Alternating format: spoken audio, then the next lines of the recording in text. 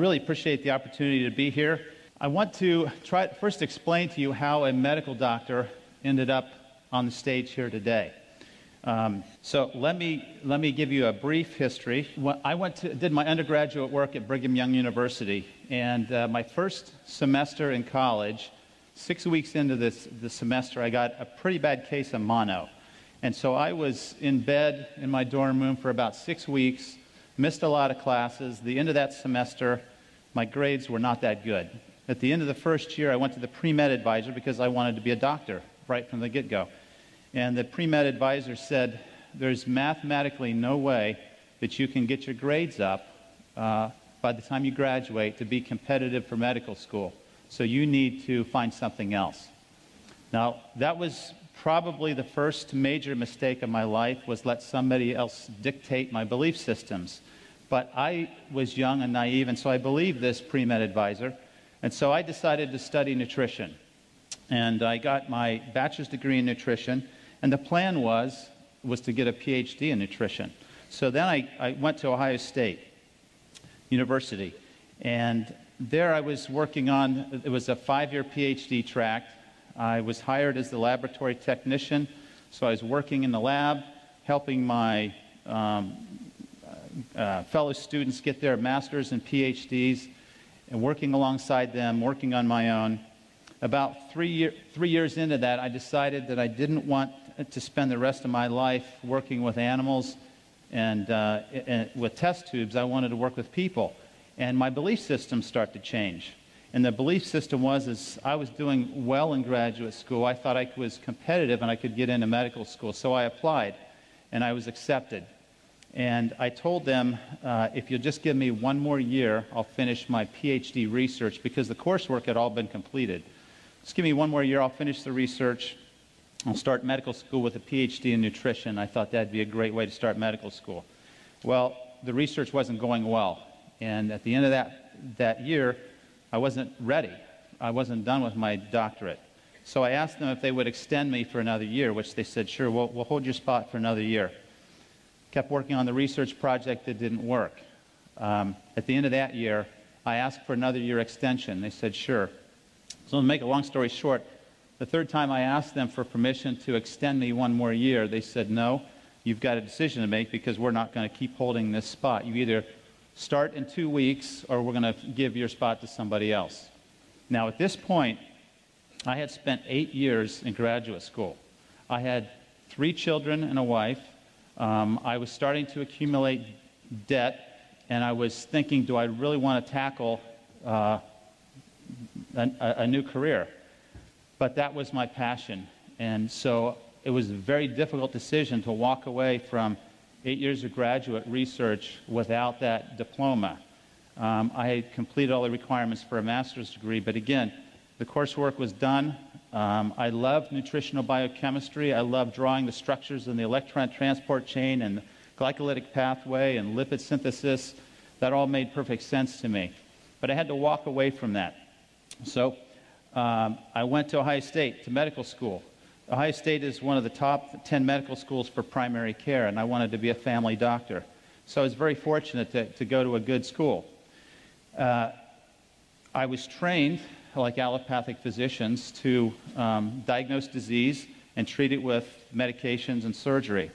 So when I got my medical degree, I then completed a 3-year residency at Grant Medical Center in Columbus, and that was one of the best training facilities, in my opinion, for family practice in the country.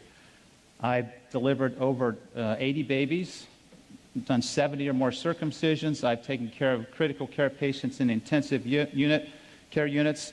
I've run codes in the hospital. I felt very well trained and equipped to go out and start a family practice. So I started, now if you add this up, this is 5 years of undergraduate, 8 years of graduate, 4 years of medical school, 3 years of residency. That's 20 years after high school. And intermixed in there, I did a 2-year missionary service to Austria. So I was 40 years old before I started my career.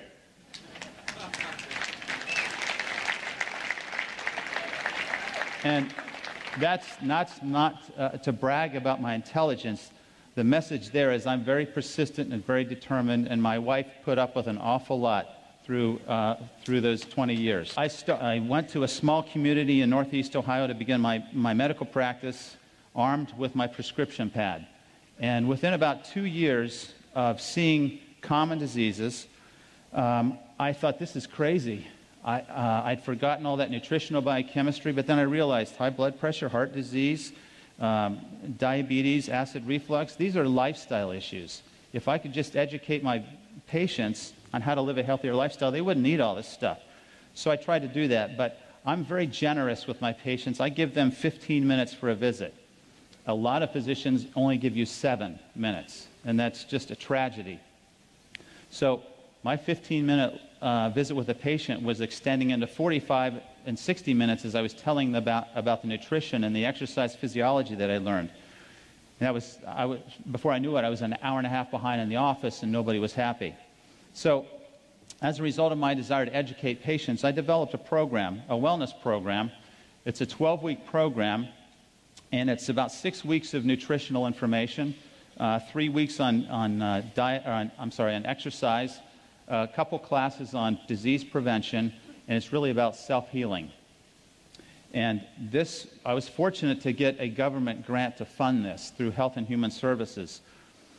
I'm really proud of this program. It's 12 weeks. We've had over 1,600 graduates of the program.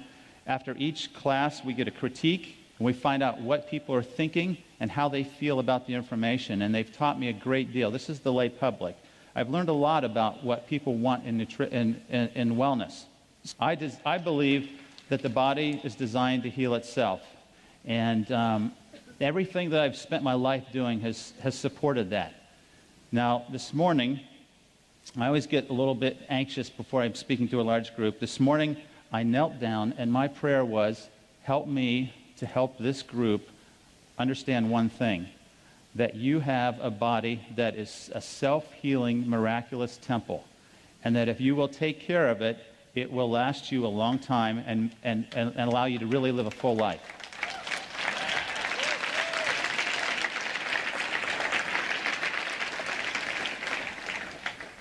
So this is what I see on a daily basis.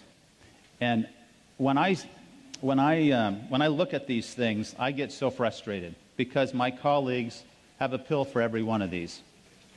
And I've stepped out of that circle, and now I find myself pretty alone in the allopathic world.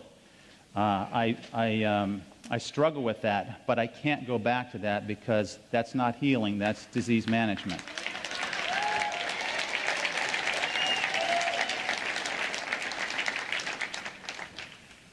I think most of you know this. Heart disease is the leading cause of death. Cancer is number 2. You would have probably guessed one of those 2 to begin with. What do you think is the 3rd leading cause of death? Allopathic medicine. Well, right on. We are dangerous people. You need to stay away from hospitals and stay away from allopathic physicians. Now, I don't want to be too critical of my colleagues because they've invested a lot of time. They do save lives, but I think we've been misled, and I think it's the pharmaceutical industry that has misled us. Okay, so there's the leading causes of death. Now, if you look at how doctors and the healthcare system kills us, this is how it breaks down. Now, this is old data. This is 9 years old, most of these studies. And I can tell you that we've gone to a lot of measures to reduce these numbers. But the one number that we haven't really impacted is the adverse effects from drugs. I think as I'm in the hospital taking care of patients, and I will admit someone from a nursing home who's sick, the nurses will hear me say it 3 or 4 times a week. It's a thought that comes out. What are we doing to these people? Because they're on 20, 25 medications. You take them off the medicines, they start to wake up. You measure their nutritional status, and you find they're very deficient. And so we have completely missed the mark in allopathic medicine. Let me show you how we're trained and what we do as a result of our training. We prescribe 20 billion drugs a year. The average number of drugs per visit is 2. 71% of office visits end up in a prescription, and the most frequently prescribed class is antidepressants. Now, you heard Dr. Allen talk about depression and brain chemistry. It's my opinion that about 10% of people who have anxiety and depression have a condition that medication has a role for. Most of the time, a healthy, balanced lifestyle will correct these problems. And in that lifestyle, of course, is the water. When I came across this slide, I was really upset. This is what the pharmaceutical industry is doing to all of us and to allopathic medicine. These are the big sales winners. Now, this is old data. It probably hasn't changed too much, but look at the profit margins that are made on these drugs. Now, I've highlighted in yellow drugs that are used to manage diseases and not cure them. These diseases, high cholesterol, acid reflux, depression, anxiety, high blood pressure, are for the most part diseases that a healthy lifestyle would reverse. And here we are giving them a pill for every condition. It's completely wrong. If you look at the expenditures, per capita healthcare expenditures in the U.S. compared to selected countries in 2006, you can see that we spend on average $6,500 a year per person on health care. In 1960, 5% of the gross domestic product was spent on health care. In 2007, it was 17%. 2017, it's predicted to be 20% of the gross domestic product on health care. So if we're spending that much money, are we getting healthier? Absolutely not. We are number one in responsiveness. We have the best EMS services in the world. We know we spend more money than anybody else. We rank number 37 in performance, number 72 in health, compared to 191 countries from the World Health Organization study. There's a problem here. This is terrible. We have to impact health in a positive way, or it will destroy our economy and destroy our health and our future. Now, I'm going to give you 3 hours of lecture in one slide. In 1900, we had the Industrial Revolution. And what happened was we were trying to feed people who were moving into cities away from the farm and the rural areas. So in order to do that, we had to find a way to preserve and prolong the shelf life of foods. So we developed some technology to be able to change the food to do that. And once we developed that technology, and the first one we did was the enrichment process, where we took the germ out of the whole grains. What happened was by the 1940s, we had nutritional deficiencies. So rather than add all of those back, we added 4 of them back. And that's what you see when you read a label that says enriched bread. It's enriched with 4 of these that are deficient and not all the other ones. But this was an act of Congress. By the 1950s, we were heavily promoting animal products, meat and milk. By the 1960s, we had the growth of fast food chains and diet pills. So our mindset's starting to shift. Give me a quick fix. By the 1970s, the food pyramid was designed to educate America that fats were bad and that we had to get them out of the diet. Well, fats are still bad if they're the wrong types of fats. And clearly, the carbohydrates that the food pyramid tells us to eat will make us gain weight and will cause disease. So this food pyramid concept has failed miserably, and we're paying the price for it. One of the reasons is in the 1970s, high fructose corn syrup entered the diet. Now, fructose is a fruit sugar. That's okay. We should have 3 or 4 servings of fruit a day. 2 to 3, I'm sorry, no more. High fructose corn syrup is unnatural. It's a syrup with too much fructose. It stimulates the feeding center in the brain. This is the primary cause for obesity in the United States. And if you look at the obesity graphs, you'll see that they just accelerate almost exponentially starting in the 1970s when high fructose entered the diet. The other problem is trans and hydrogenated fats. These are not found anywhere in nature. The only place you will find a trans fat is in one of the stomachs of ruminating animals. No other plant, microbe, species, nowhere else in nature do you find trans fats. And yet it's in everything we eat because it prolongs the shelf life of the foods.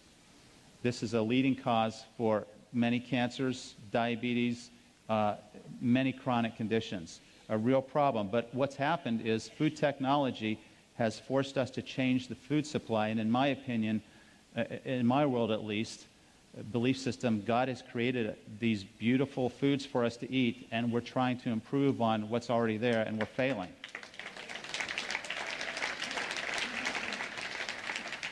And we have microwaves, and if you haven't done this experiment, I encourage you to try it, what that type of energy will do to the antioxidant capacity of the water, and you will be afraid to use the microwave in the future.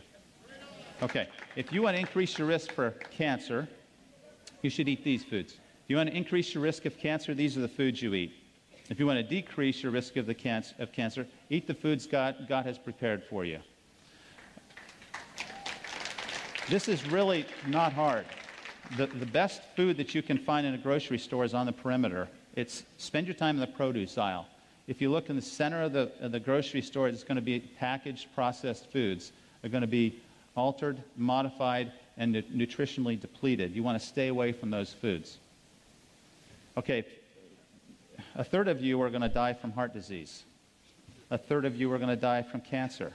That's pretty, when you start thinking about that, we could go down the row here and start asking, well, how are you going to die? Because it's going to be one of these two. Heart disease, cancer, two leading causes of death. If you want to prevent heart disease, it's a healthy lifestyle. Now, there are going to be people who, despite doing everything they can, they're going to have high blood pressure. They need medicine. There are going to be people that, despite everything they can do, will have high cholesterol and diabetes. They need medication. But more often than not, a healthy lifestyle would reverse these diseases. And this is a really impressive slide.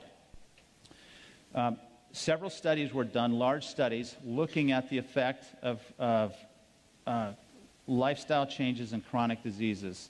And the conclusion of these studies was that 91% of diabetics have a condition that a healthy lifestyle would reverse or prevent. 82% of people who have heart disease have a condition that a healthy lifestyle could prevent. 70% of strokes are preventable, and 71% of colon cancer. I personally believe that colon cancer is about 95% preventable with a healthy lifestyle. But yet, what are we doing? We're accepting that this is how we're going to live the remaining years of our lives, and it's a tragedy. Sometimes in our quest for wellness, we fail to see that we are the answer. Okay, here's what I believe. One of my core beliefs is that the body is designed to heal itself. We have all these systems that are there to help us take the nutrition in that we eat and circulate it, use it, and then excrete waste. It's a perfectly designed, well-orchestrated, beautiful, again, temple that we've all been given. A couple things about the cell that I think are absolutely phenomenal. It has its own unique machinery to repair and heal itself. Millions of DNA repairs occur every second in our bodies. Every day, 10,000 free radicals attack the DNA of every cell of our body. As it's sitting here right now, free radicals are trying to destroy you. But you've been given this beautiful temple that can heal itself and can find these, correct them, and repair itself. Each cell contains its own set of organs. They're called organelles. And there's a fascinating story here about the cells that I don't have time to go into. But it's a lesson of harmony, balance, order, and interdependence that can be applied at a much broader level, even for us as a human organism. The cells sense and respond to their environment. And the way they do this is through the redox potential. You guys know this. You're measuring the ORP. The cells measure the ORP, and they respond. When there's a change, when it goes more positive, it signals an imbalance. It signals stress. And it initiates cellular repair. The cells communicate with and warn each other. And then finally, all proteins, lipids, and nucleic acid or DNA interact with water. So certainly, it's critical that you present it with the best type of water there is, and we all know which one that is. A couple lessons from nature. I think if you go out and study nature, there's so much that we can learn. Stress and recovery is one of the lessons that nature can tell us about. We're designed to adapt to short-term stress, not chronic. So the acute inflammatory response is to help us heal. Chronic inflammation causes degeneration, aging, and diseases. We want to stay away from chronic stress. And then examples of this lesson of stress and recovery is is the earth. I look at the earth as a living organism. And what does it do? It revolves, it has a rest period, and it has an active period. It's very predictable. There's a day and a night. We need to learn from that lesson. We need to get enough sleep. We need to exert ourselves in the daytime and recover in the evening. Then you have, as the earth rotates around the sun, a full rotation is a year. We have summer and winter, and there's messages there on rest and recovery.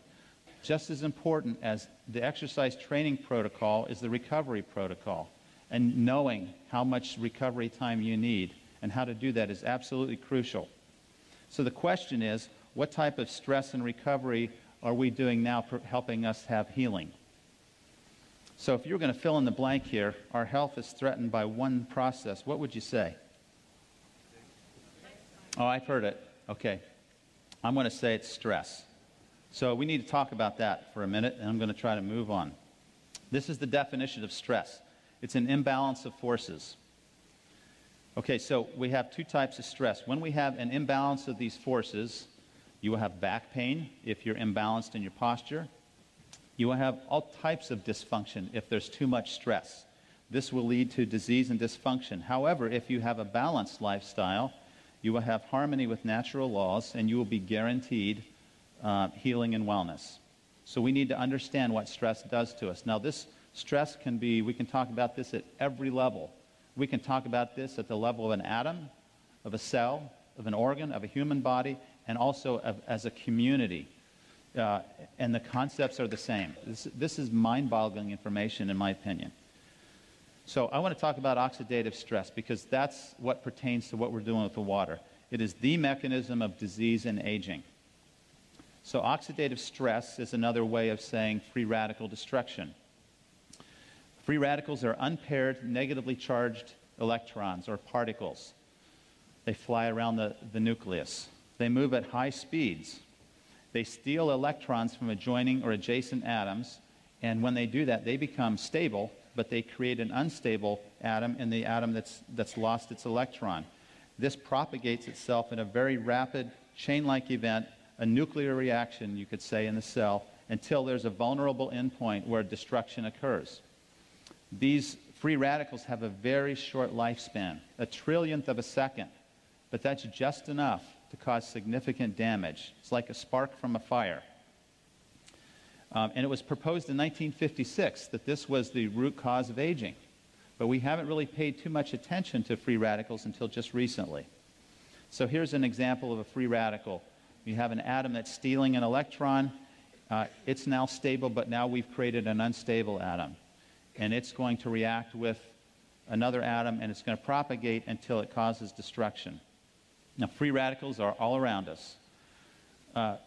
Normal metabolism creates free radicals. Exercise creates free radicals. The microbes that are invading our skin and our respiratory tract and our intestinal tract, they're also creating free radicals. But that's okay, because what we're talking about is stress and balance. Our body is designed to handle that. If we do everything else right, we can handle these stresses.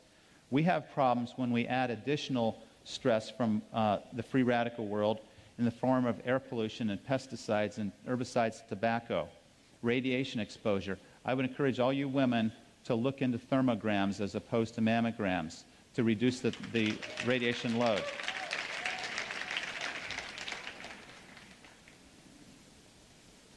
Drugs, alcohol, and medication. Any pill you put in your body is going to be absorbed, go through your liver, and your liver is going to check whether or not that belongs there or not. And if it's synthetic, the liver is probably going to try to destroy it to protect you. And some of us are really making our livers work overtime by the things we're taking in. Then we have dietary sources of free radicals. We have the hydrogenated fats, and we have high sugar diets. These are significant loads that we've put in our bodies over the last several years. Stress is an emotional response. Stress causes cortisol. How many of you would want to take 10 milligrams of prednisone every day for the next 20 years?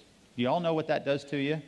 Suppresses your immune system, makes you gain weight, accelerates the development of cataracts and osteoporosis. But we get the same stress from cortisol, very similar molecule to prednisone, and if we have repeated stress, it can affect our bodies in much the same way. And then finally, injury and trauma can be sources of free radicals. So in the medical world, we don't say free radicals because we want something fancy. We say reactive oxygen species.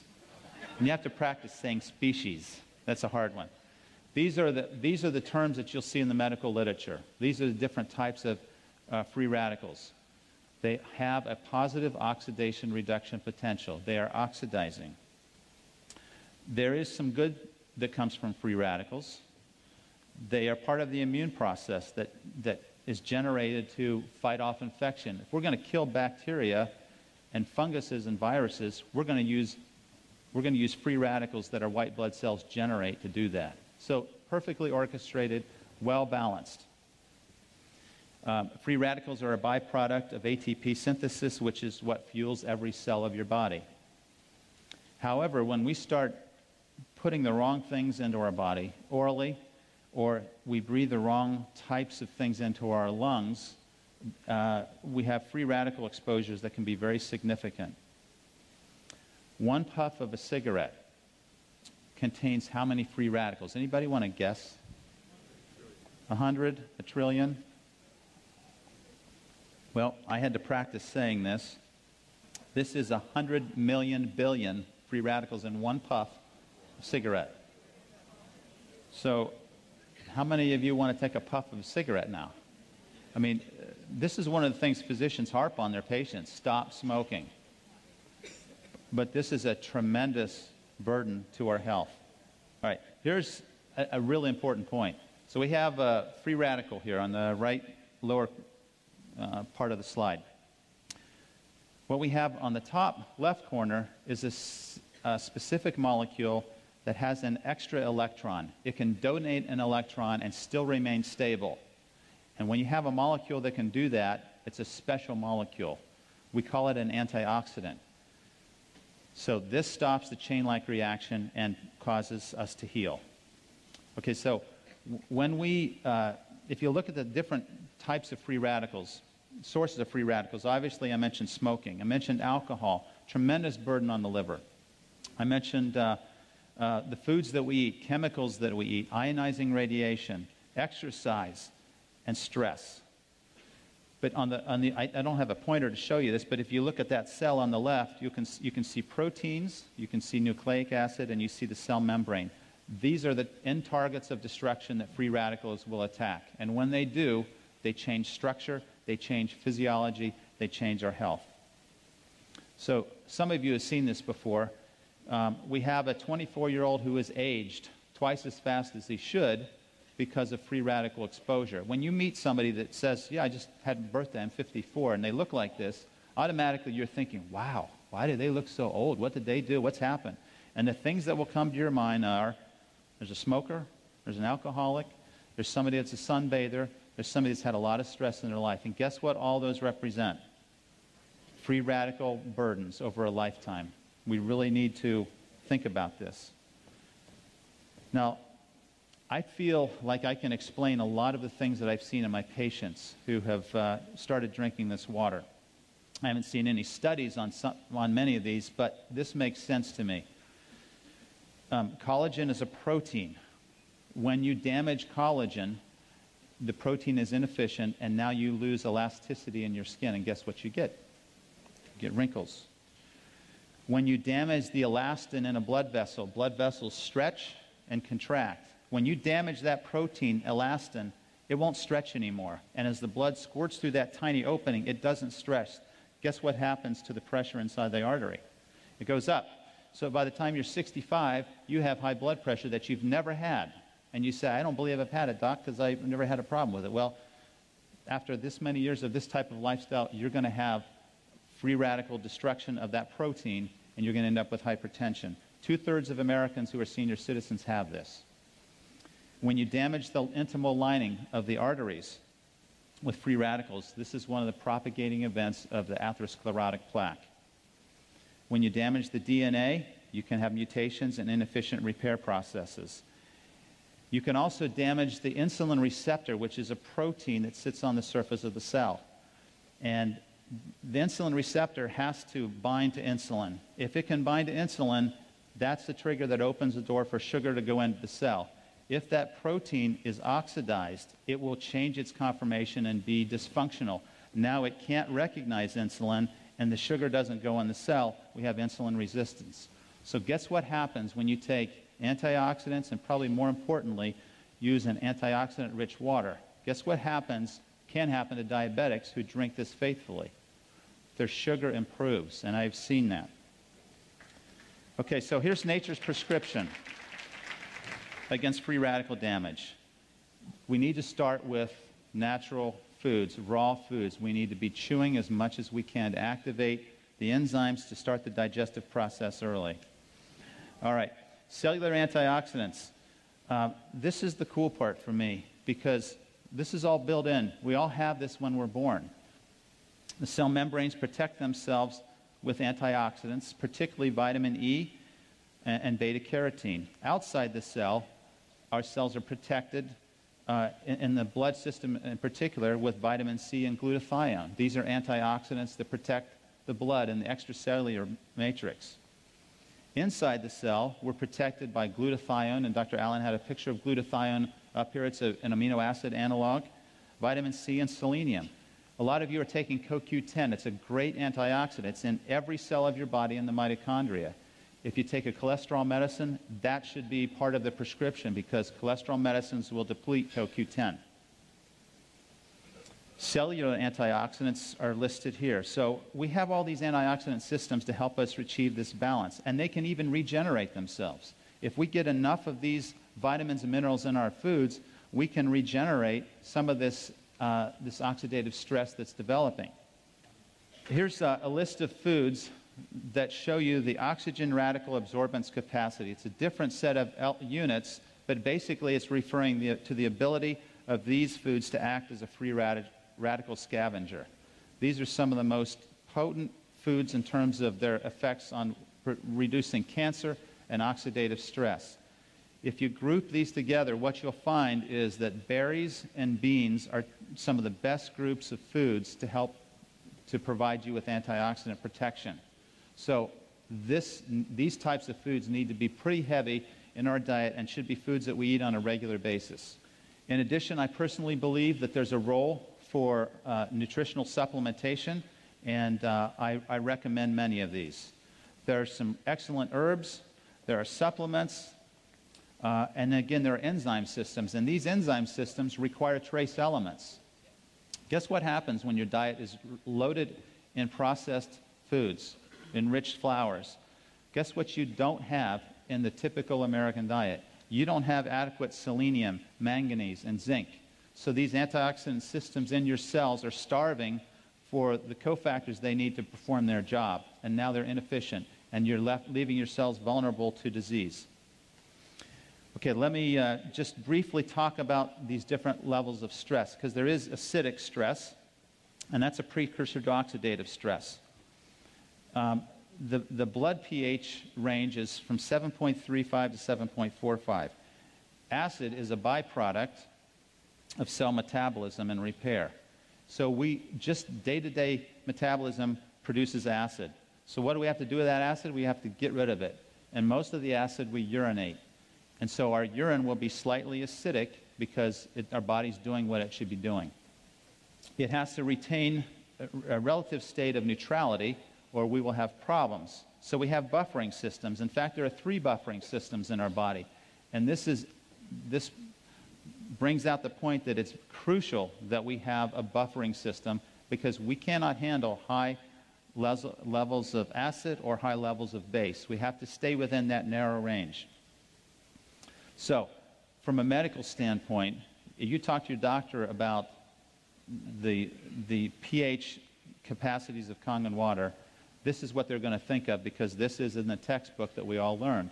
And I'm going to just say that this is important, that at some point you have to respect where they come from. The primary buffer is the lungs. You can correct an acid-base problem very quickly by changing your respiratory rate. The second most powerful system are the kidneys. And the third are the chemical buffers in your cells. And this is primarily where Kangen water comes in. So I'm not going to underscore or devalue the importance of ionized water because it's clearly there. But from a medical standpoint, your physicians are going to kind of look at this and say, well, it only provides a small portion of the buffering capacity in the body. But we all know better. There's research that supports that the pH ranges that we get in the water can affect our pH, our blood pH in a very positive way. Here's the pH ranges of various body fluids. I think this is important also to have an appreciation because, again, this is where your doctor is going to come at you with. Kind of interesting. The ideal pH is 7.4. Urine is a way to get rid of acid waste, so it's going to be more acidic. Your stomach is going to be the most acidic part of your body. Your intestines are alkaline. Skin is acidic because it's a protective barrier against microbes. It helps to deter those microbes. Saliva is relatively neutral unless you're eating a lot of sweets and refined carbohydrates, then it becomes acidic. The vagina is acidic because it's helping to protect against microbial invasion. It's an excellent entry point for bacteria, so the body creates an acidic environment so it can't do that. I have to tell you that one of the biggest problems in medicine that I see is that we are trying to change the pH of the stomach with drugs like, we call them proton pump inhibitors, Prilosec, Nexium. I guess I shouldn't say these, but Tums. You've heard of all these things. This is one of the worst things we can do for our health. Our stomach has a pH of 2.5 for two reasons. First of all, it's there to break down protein. If you lose that pH, you don't break down protein effectively. Secondly, it's a way to protect your body from microbial invasion. So you eat something that's got a bacteria in your food, your stomach is going to kill it. But if you're taking these medications to neutralize your stomach, you lose that barrier. A recent article came out that showed people who take these drugs for a long period of time have high incidence of aspiration pneumonia because those bacteria get into the lungs, and osteoporosis. This is a lifestyle problem, and I would never recommend anybody take these medicines for more than a month. If you have to take these medicines, your body is out of balance, and you need to get to the root cause and not mask it with a prescription pill. We have these acidic loads. So chronic states of acid reflux, or chronic acidic states. Just a couple of examples. Dr. Allen had a graph similar to this. The alkaline foods are the foods you get in the produce. These are the foods you grow in the backyard. These are the healthy, natural foods that have been here forever on this planet. The acid foods are the processed foods. They're man's modification of something that was already doing fine, and we've intervened, and now we've compromised the foods, and they're very acidic. This is a nice summary. When I first, in my wellness class 2 years ago, I had a lady who said, you know, I really like all this stuff. You really need to learn about ionized water. And I just said, oh, brushed it off because I thought that's kind of crazy. Every week she would say, we're having this meeting, you really ought to come. I finally decided to go just to keep her quiet because she was almost to the point of being annoying, just right on the edge of there, but not quite. So I went. And I wasn't so impressed with what I heard. I was impressed with what I saw, with the demonstrations. That's what hooked me.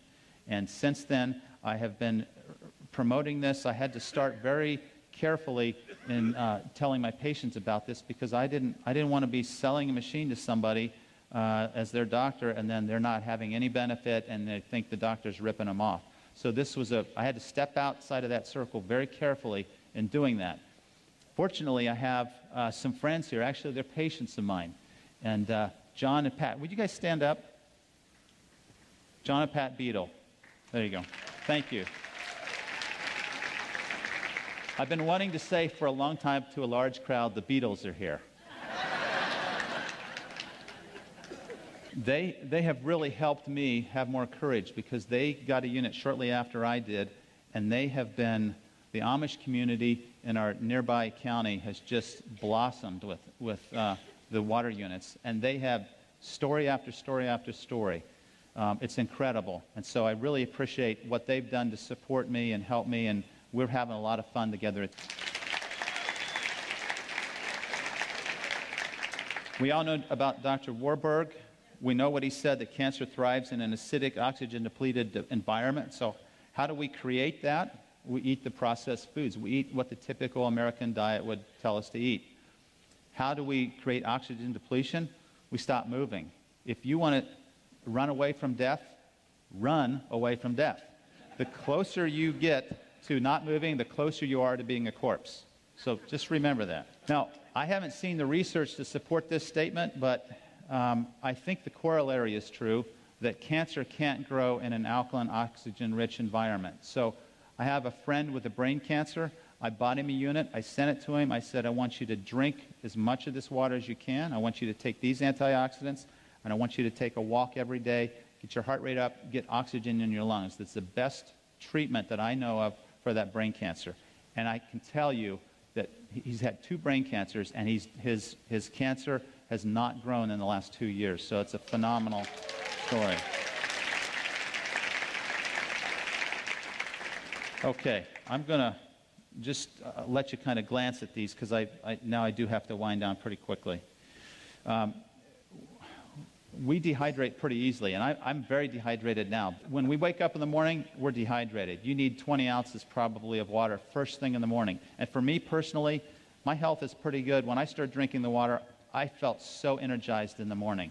I judged the intensity of a workout in the gym by how sore my muscles got until I got Kangen water, and then that blew that right out of the water because they didn't get sore anymore. So I knew the water was doing something for me. Okay, there's dehydration states. There's evidence for microclustering. This was the one concept that I struggled with a little bit initially because I wasn't sure of the science behind this, but I'm confident in the science behind this now. Alkaline water has reduced or a lower nuclear magnetic resonance state. If we had microscopic eyes, you could see that every atom in the universe is vibrating. When you energize this water, you change the vibrational state of the water molecule from a high resonating vibration to a lower resonating vibration. That allows the water molecules to cluster together closer and tighter. If it's a higher frequency of resonation, it won't cluster. So that's why we're able to microcluster the water. Okay, so let's see. Lower surface tension, we can measure this. And again, this is reported data. So for a physician who likes to see the evidence, it's there. Here's the hexagonal or ionized water. So this is the frequency of those vibrations. A much lower frequency, the molecules can, because they're polar, they can get closer together and cluster. Okay, we all understand the chemistry. Let me just try to skip to the end here. We talk about the ORP. Okay, there's evidence of internal benefit. And I don't know if this, I think Dr. Allen alluded to this article earlier, that electron-rich water has a high pH and significant ORP, and it has been shown to protect the DNA from damage due to free radicals. Here's an article on the anti-cancer effect of water where they injected mice with melanoma cells. Melanoma is a very fast-growing cancer of the skin. They injected it into their bellies, and under their skin, they gave one group alkaline-rich water, another group tap water. The alkaline-rich water had very slow tumor growth rate and virtually no metastases. So this would be one of my first-line treatments for someone with cancer. Electrolyzed water, let me skip this one. This one talks about its ability to improve diabetes. And for those of you who are trying to provide support to medical people, if you'll go to pubmed.com, that's short for Publish Medicine. So pubmed is .org, not .com. Pubmed.org. You can find these articles there, and you can arm yourself with abstracts to show them that there's evidence. It's all in the Japanese and Korean literature, though. Here's another one that shows its effect on diabetes in mice. There's one on, let's see. Oh, here's a neat one. If you ever have a rat that's drunk, if you give them ionized water, they get over their hangover really quickly. That's toxic to the liver. This is powerful. I think Dr. Filzer is talking about this on the video. this is a very strong study that showed that three of the most virulent and dangerous bacteria can be killed with the oxidized water with a high acid content. In other words, low pH. So if the pH is 2.5, it has to be below 2.6, or it doesn't have this bactericidal or bacteria-killing effect on the cells. But if they're exposed to this acid load, and remember, this is an oxidized water. If you measure the ORP in the acid, it's going to be very oxidizing. Okay. All right. Here's some questions. What happens to alkaline water in the gut? It absorbs right into the gut. It doesn't neutralize the acid. It absorbs right in the gut, just like alcohol does. It goes right through the stomach wall. So nothing happens. I had a doctor, a very smart doctor that I respect, said, I'll just take baking soda. And I thought, you're going to miss all the other effects because it's not going to go anywhere. It's not going to get into your cells, and it's not going to have the oxidation reduction potential. I don't recommend drinking water with meals, at least the alkaline water, because you want your stomach to be acidic. If you're going to drink water, drink 7.0. But I think it was Wade or somebody said drink water before you eat 20 minutes before. That's perfect because you'll hydrate yourself and you won't need to eat as much because it says 0. All right. Let's see. How long will it take to notice the benefits of ionized water? Probably not long for most people. And as you know, you've had the experience. A lot of them say, I don't think this has helped me at all. They stop drinking it, and then there's a contrast difference, and then they say, I need one of these. Can ionized water cure any condition? What we know is that it can support the cells so the cells can heal themselves, and that's what it does. When you're trying to get your doctor to listen, you first need to understand where they're coming from. They're busy, they're stressed, and they don't have time for the latest healing remedy. So you need a short 2-minute presentation to the point. You need to understand they want to see the data, and you have to know that they don't want to harm their patients. I was afraid that I might harm somebody initially with the water, so I was very reluctant. I wasn't very vocal. Now I'm much more vocal because I've seen so many positive things happen. So once you understand them, then you can help them. You can make yourself understood. Make it brief and compelling, provide them with data, and ask them to drink the water themselves. Here's the keys to health. This is second to last slide. Believe in your body's ability to heal itself. Create a healthy mindset. It all starts in the mind. I can't tell you the power of the mind. I think we know this, but we need to be reminded of this daily. We need to manage stress. Stress is a killer. Stress will send your hormones rocketing and your blood pressure up and make you tired. It's absolutely awful. So we need to rest, relax, laugh, express gratitude, and probably the most important thing we can do is help other people, which is what you're doing. We need to move, which means exercise. We need to eat from nature's menu, which is primarily plant-based. Supplement when necessary. And the last one here is bioidentical hormones. I've done that in my practice. It's phenomenal for menopausal, perimenopausal, women with PMS and men with erectile dysfunction. This can make a big difference. But it's a lifestyle issue that got them there to begin with. So we're back to lifestyle. Finally, drink this ionized water every day. Thank you.